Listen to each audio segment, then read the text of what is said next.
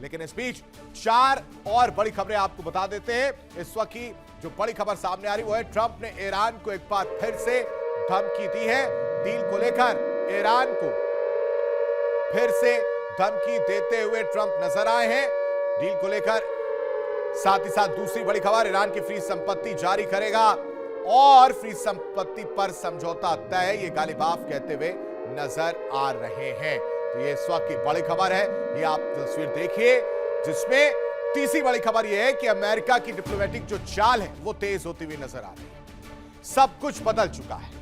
विदेश मंत्री का मिडिल ईस्ट दौरा जो है वो देखने को मिला। अब ये मिडिल ईस्ट दौरा क्यों है, यह भी समझना बेहद जरूरी है। अचानक से इतना प्यार रूबियो साहब को क्यों आया कि उन्होंने ये फैसला लिया है, आगे बढ़ने की बात जो है वो देखने को मिली है। नेतन्याहू की दूसरी तरफ अगर हम बात करें, वो नाराजगी हिजबुल्लाह को खत्म करने की बात, अड़े हुए हैं उस बात पर, और ये कह रहे हैं कि वहां से अब सब कुछ खुली छूट के तौर पर काम किया जाएगा। जो ग्रेटर इजराइल का सपना है उसे पूरा करने की बात कही जा रही है। साथ ही साथ नेतन्याहू कह रहे हैं कि सेना को पूरी छूट है और हम वहां से सेना नहीं हटाएंगे, ये बात कही गई। इस बीच एक और बड़ी खबर आपके साथ साझा कर देते हैं। लेबनान से इजरायली सेना न हटाने पर बातें निकलकर सामने आ रही है।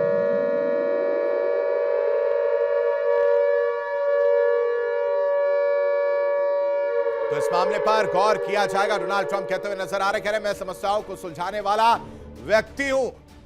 जो भी समस्याएं हैं उनको मैं सुलझा सकता हूं, समस्याओं को तेजी से हल कर सकता हूं, ये डोनाल्ड ट्रंप कहते हुए नजर आ रहे हैं। दूसरी तरफ कह रहे हैं कि लेबनान से इजरायली सेना ना हटाने की बात जो कही जा रही है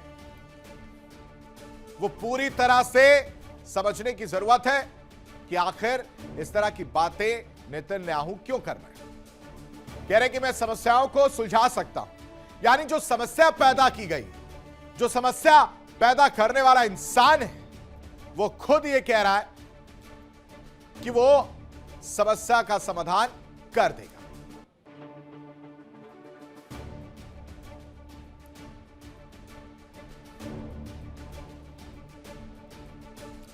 अब आप समझिए कि 18 घंटे एक बंद कमरा और बंद कमरे में गहन बातचीत हो रही है। क्या बातचीत हो रही होगी? दो लोग सामने बैठे हैं, सॉल्व करने की कोशिश कर रहे होंगे अपनी परेशानी, और तो और फिर ये कह रहे होंगे कि ठीक है, जो सारी चीजें देखने को मिल रही हैं इसमें सॉर्ट आउट करते हैं। लेकिन नाराजगी हो जाती है और हालत ये हो जाती है कि ईरान का जो डेलीगेशन है वो वहां से उठकर चला जाता है। तेहरान और वॉशिंगटन के बीच का तनाव चरम पर नजर आता है और इसकी वजह से सब कुछ स्विट्जरलैंड में जो हालिया वार्ता होती है उस पर संशय बरकरार होता है। ये पिछले कुछ समय की घटना मैं आपको बता रहा हूं। फिर नई शर्तें सामने आ जाती हैं। तेहरान ने साफ शब्दों में इन शर्तों को ठुकरा दिया है। ट्रंप का कहना है कि जो ईरानी फंड अमेरिका जारी करेगा उसका इस्तेमाल जो है हमारे यहां से कृषि उत्पादों को खरीदने के लिए किया जाए, ये बात कही जा रही है। और ये बात जैसे ही कही गई दर्शकों, उसके बाद से ईरान का भी रिप्लाई आता है। ईरान कहता है कि नहीं, ये क्या बात हुई, ये इस तरह की शर्तें हम मानने को तैयार नहीं। यानी 18 घंटे की गहन बातचीत को अगर आप समझेंगे तो आप समझ पाएंगे कि अमेरिका क्यों झुका है। स्विट्जरलैंड में अमेरिका ईरान के बीच मैराथन बैठक जो है वो देखने को मिलती है 18 घंटे की, और उस बैठक में तय किया जाता है कि इन बिंदुओं पर जो है सहमति जताई जाए। अब वो जो बिंदु हैं किसी एक के लिए विवादित हैं, किसी एक के लिए नहीं।